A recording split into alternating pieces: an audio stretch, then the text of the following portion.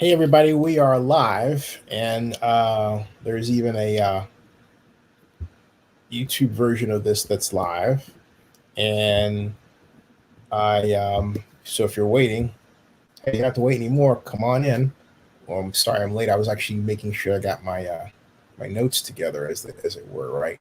But look, Steve Bannon is in trouble for alleged actions that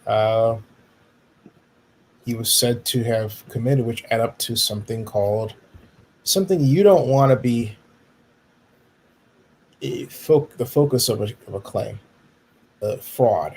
Okay, that's folks. That's not a good thing. Okay, not a good thing to be charged with fraud. It means that you are trying to fool people. And in this instance, Bannon is said to have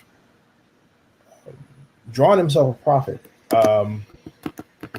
and or at least tried to, because I think ostensibly you're probably gonna have to pay it back, um, from this "We Build the Wall" campaign, which raised what $25 million. Uh, um, and the reason why this is significant for those of you who are just learning about Steve Bannon is because, by his own account, Steve Bannon was the one who actually got Donald Trump to run for president, and for at least I would say 2 years was his closest advisor. It was almost like they were joined at the hip. Um, and so he then left to uh, go back into his private practice work. And Steve Bannon is notable as as an editor of Breitbart, um, the editor, not an editor, the editor of Breitbart, not the founding editor. That honor, to be honest, goes to Andrew Breitbart, who passed away at the young age of 41. 41, okay? But now, but Bannon, through Breitbart and through that publication and through his own lobbying efforts, was able to help Trump ascend, and then enjoyed, if you will, the fruits of his labor by being hired, okay, by Trump to be a special advisor. And so now he's in trouble. And what this says, according to this CNN piece that I'm referring to, I'm about to read to you right now, is this. It goes like this. It says Steve Bannon and three others charged with fraud in border fundraising campaign. It says that New York federal prosecutors on Thursday charged President Donald Trump's former advisor, Steve Bannon, and three others with defrauding donors of hundreds of thousands of dollars as part of a fundraising campaign purportedly aimed at supporting Trump's border wall. Bannon, 66 years old, was arrested on a boat Thursday off the eastern coast of Connecticut, according to a law enforcement official. He will make his initial court appearance in New York later Thursday.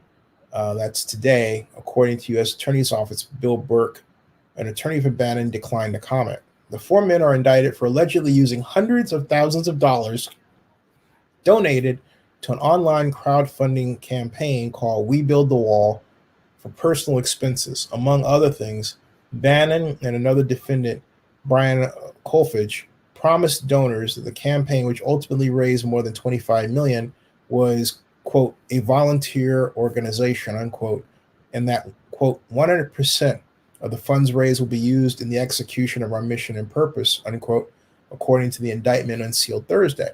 But instead, according to prosecutors, Bannon, through a nonprofit under his control, used more than $1 million from We Build the Wall to secretly pay Kolfage and cover hundreds of thousands of dollars in Bannon's personal expenses.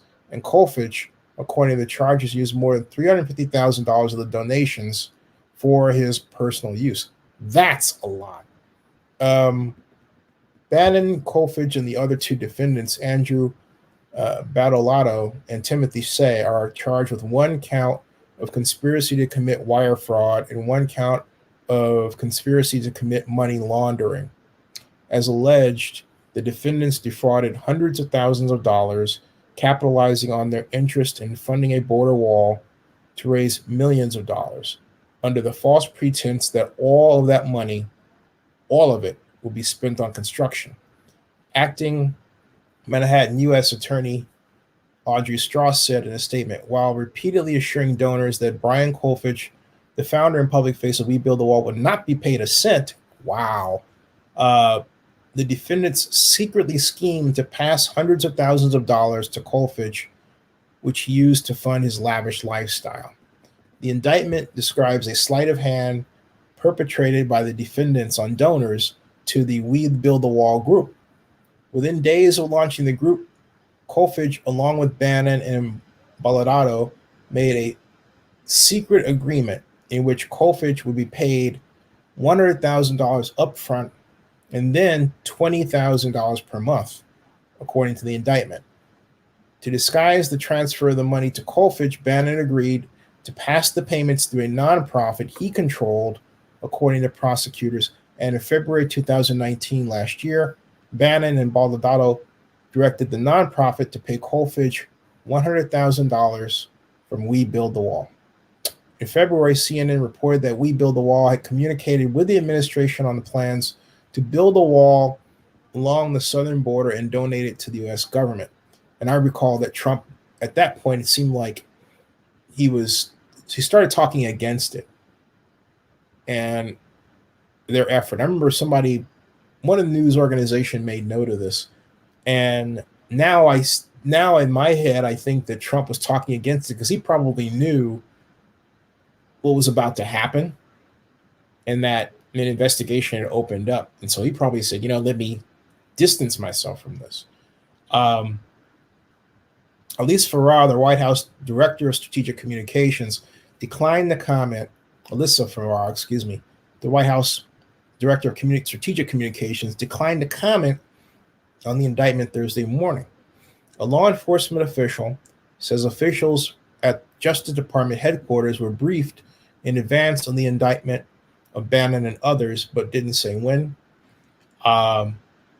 Justice officials have said Attorney General William Barr's June ouster of Jeffrey Berman as Manhattan U.S. Attorney was not related to the handling of any particular case. And then this goes into Trump's history with Bannon, or Bannon's history with Trump as it reads.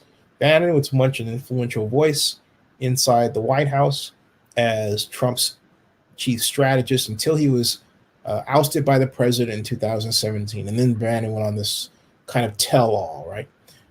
He helped run Trump's 2016. In fact, he did so, Bannon did, with Vanity Fair. He helped run Trump's 2016 presidential campaign alongside now White House senior advisor Kellyanne Conway, and was credited as a driving force behind Trump's populist appeal, nationalist ideology, and controversial policies. Trump fired Bannon, furious from an interview in which Bannon was quoted contradicting Trump on North Korea and claiming he had authority to make personnel changes at the State Department. Tell you about Bannon. Bannon and the president had a falling out in 2018 after Bannon was quoted calling an infamous 2016 meeting of a Russian lawyer, Donald Trump Jr., then campaign chairman Paul Manafort, and the president's son-in-law, Jared Kushner, treasonous. Before Trump's campaign, Bannon was a former executive chairman of Breitbart, a right-wing news site that traffics in incendiary headlines, many of them outwardly racist, misogynist, and anti-Semitic. Bannon returned to Breitbart after leaving the White House, but left again in 2018. You can see how much of the wall they've actually built here. And so just that photograph alone, that thumbnail, right? See where what they were doing there. And that's crowdfunding. We Build the Wall controversy. We Build the Wall Incorporated, a group founded by Air Force veteran Colfidge, gained national attention after raising millions of dollars in a GoFundMe campaign and launching two private wall projects in New Mexico and Texas. Those projects were constructed on private land, a strategy that largely shielded them from government intervention. Colfidge has come under scrutiny for his inflammatory rhetoric and promises. In the past, he's been accused by some of his donors as overpromising and underdelivering. Other allegations against him include being clandestine in his operations and unwilling to disclose certain logistics. He often used his Twitter account to spar with or confront liberal critics. In the past, Colfidge has defended himself against criticism. He previously told CNN that his group is a, quote, game changer for border security and is trying to make America safer. So that's the story as it is. Politically, it comes at a bad time for the president because it's like one day. I mean, President Obama himself could not have teed this up better, and maybe he knew it was coming. But one day, it comes less than one day technically from President Obama's epic speech slamming the Trump administration and slamming Donald Trump and saying basically that, hey, he's using the office for his own personal gain. Well, hey, here is more evidence of a Trump office that was using a project connected with the Trump administration originally for personal gain. Now, the question is, you put on your other hat, how do they defend themselves from this? I haven't read the indictment or any aspect of the case, but what surprises me about this is nonprofit administration normally accounts for 20% of all take-ins, donations for administration. So if they were playing it honest, all they had to do was saying, well, look, we're going to pay 20% of it to staff administration because we can't just do this strictly with volunteers. We have to pay people to make this go. And this is amount, and 20% is really a standard amount. So you figure that the better way for them to have done it, playing it honestly, would have really gotten them. I'm not saying I'm a fan of the project, but I'm just being honest.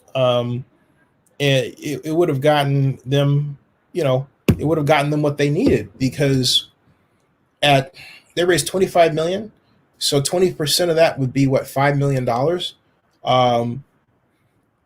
They could have had $5 million. They've been able to pay Colfidge and everything else and have staff that was effective. That's how you do nonprofit, honest nonprofit accounting work.